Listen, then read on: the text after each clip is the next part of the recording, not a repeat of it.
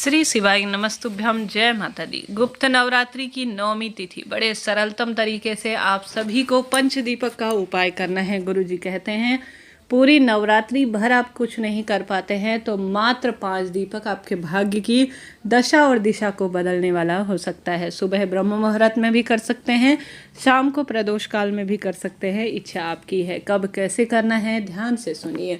गुप्त नवरात्रि में किया गया कोई भी उपाय बहुत जल्दी सार्थक होता है, सिद्ध होता है।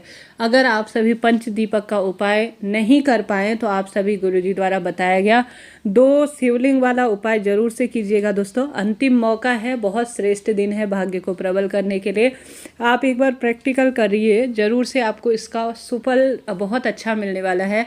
घर बैठे ही करना है, कहीं नहीं जाना। यह मौका आपको बहुत दिनों बाद प्राप्त होगा। ऐसी स्थिति में आप सभी को घर पर 2 शिवलिंग वाला उपाय जरूर से करना है। इससे पहले वीडियो में बताया जा चुका है, बार बार वही बात ज़्यादा सही नहीं है। तो ऐसे में हम जानते हैं पंचदीपक के सर्वश्रेष्ठ उपाय के बारे में। आप जानते होंगे हिंदू धर्म में पंच देवी देवता सबसे पहले पूजित होते हैं और गुप्त नवरात्रि के अंतिम दिन जब 9वीं तिथि होती है, इन पंचदीपकों को लगा दिया जाए ना तो जो कोई भी ऐसी बहुत समय से अटकी हुई बात हो रही है, कोई संकट पीड़ा कष्ट इत्यादि सदा सर्वदा के लिए बने हुए हैं, वह कष्ट मिटते हैं, मन की कामना सिद्ध होती है। कैसे करना है, कब करना है, ध्यान से सुनिए। अब इन दीपकों का उपाय आप आटे के स्वरूप में अर्थात आटे के दीपक बनाकर भी कर सकते हैं, जो कि सर्वोत्तम बनाए जाते हैं। आप माटी के दीपक भी ले सकते हैं, परंतु ध्यान रहे माटी के दीपक साफ सुथरे होने चाहिए, परिपूर्ण जो है होने चाहिए, इस बात का आप ध्यान रखें। अब प्रश्न आता है पंच देवी देवताओं में कौन है। गुरुजी कहते हैं आप सभी शिव पंचायत, जो कि अपने आप में अद्भुत है, विशेष है। अगर शिव पंचायत का नाम लेकर कोई कार्य कर ले जाए ना तो भाग्य प्रबल होता ही है। तो शिव पंचायत में सबसे पहले माँ दुर्गा आती हैं, उसके बाद गणेश जी महाराज आते हैं, महादेव आते हैं, श्रीहरि विष्णु आते हैं और सूर्य देवता अर्थात सूर्य नारायण भगवान आते हैं। यह पंचदेवी देवता हिंदू धर्म में सबसे पहले पूजित हैं और सर्वप्रथम पूजित माने जाते हैं। तो यह पंचदेवी देवता शिव पंचायत में आते हैं। गुरुदेव कहते हैं कोई बात ऐसी हो जो लंबे समय से अटक रही हो, कोई बात ऐसी हो जो लंबे समय से हो ही नहीं पा रही हो, भले ही वह संतान की परेशानी हो, रोग मुक्ति के लिए हो, कष्ट संकट पीड़ा के लिए हो, या कोई भारी समय से अटके हुए कार्य बनते ही नहीं हैं, तो आप सभी को शिव पंचायत का ध्यान करना है। और यह शिव पंचायत आपको शिव मंदिर में ही प्राप्त होगी जब आप उनका स्मरण करेंगे। अब ऐसे में जो 4 दीपक होंगे उनमें तो गोल बाती लगेगी, एक जो दीपक होगा उसमें लंबी बाती का प्रयोग किया जाएगा। ठीक है, एक तो लंबी बाती का माँ दुर्गा के नाम का जो दीपक होगा वह आपको शिव मंदिर ले जाना है। 4 दीपक गोल बाती के लेकर शिव मंदिर चले जाना है। अब यह 5वां दीपक आप सभी को सबसे पहले सभी पंच देवी देवताओं का स्मरण कर कर प्रणाम कर कर कि हे पंच देवी देवताओं, आपके नाम की मैं दीपक का दान कर रही हूँ। आप मेरी शिव पंचायत के सबसे बड़े जो है जो सहायक है और शिव पंचायत के आप सबसे बड़े सदस्य हैं। मेरी दुख तकलीफ पीड़ा कष्ट आप नहीं हरेंगे तो कौन हरेगा, ऐसा कहते हुए पंच देवी देवताओं का स्मरण ध्यान करते हुए शिव पंचायत का ध्यान करते हुए पंच दीपक आप सभी को शिव मंदिर में प्रज्वलित कर देने हैं। आप देखेंगे कि जीवन की हर दिशा और दशा आपकी बदल रही है, कष्ट संकट पीड़ा का नाश हो रहा है और सदा सर्वदा खुशियों के भंडार भर रहे हैं।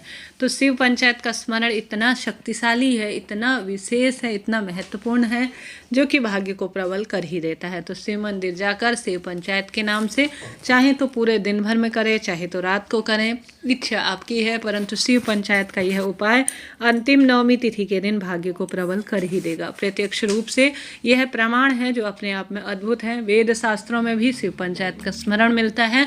हिंदू धर्म में यह शिव पंचायत सबसे पहले पूजित मानी जाती है। तो आप सभी को यह सुंदर 5 दीपक का उपाय करना है। हमने बात कर ली प्रथम उपाय की, बढ़ते हैं दूसरे सरल उपाय की। आप जानते होंगे नवरात्रि के अंतिम दिन लौंग और कपूर का उपाय बहुत जल्दी फलित होता है।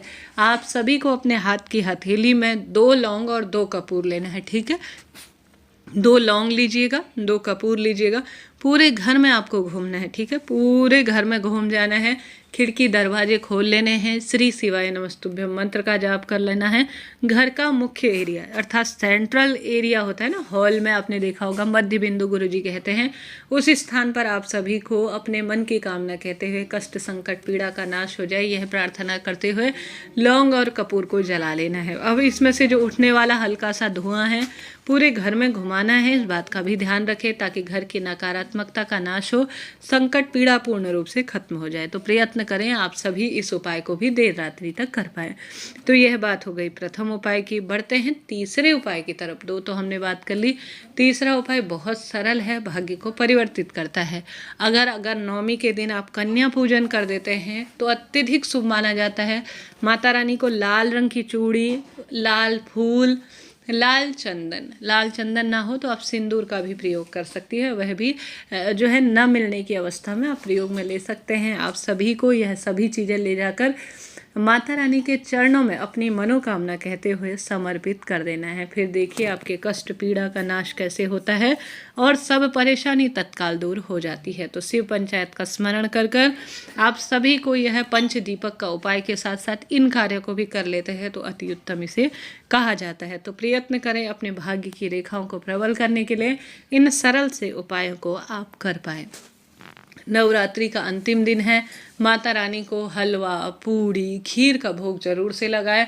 माता रानी के नाम का एक अलग से दीपक घर में आपके जो माता की प्रतिमा फोटो है उनके सामने जरूर से लगाएं। प्रार्थना करें कि हे माँ मैं कुछ नहीं कर पाई हूँ विशेष तौर पर, मेरे घर में सब कार्य आप सिद्ध करें, दुख दरिद्रता का नाश करें।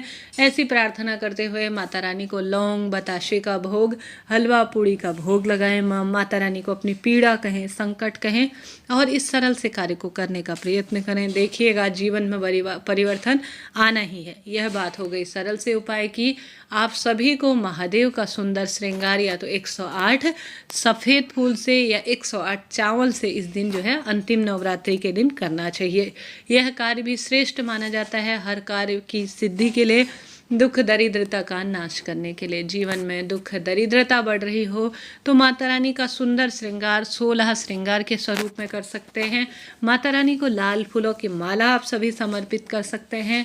माता रानी के सुंदर से मंत्रों से छोटा सा हवन घर में कर सकते हैं। अपनी इच्छा शक्ति सामर्थ्य अनुसार, हालांकि चैनल पर पहले भी गुरुजी द्वारा बताए गए सब उपाय कहे गए हैं, बताए गए हैं, कृपया उन वीडियो को देखकर भी अपना जीवन सार्थक करें। अभी के लिए इतना ही। कमेंट्स में जय माता दी जरूर से लिखिएगा।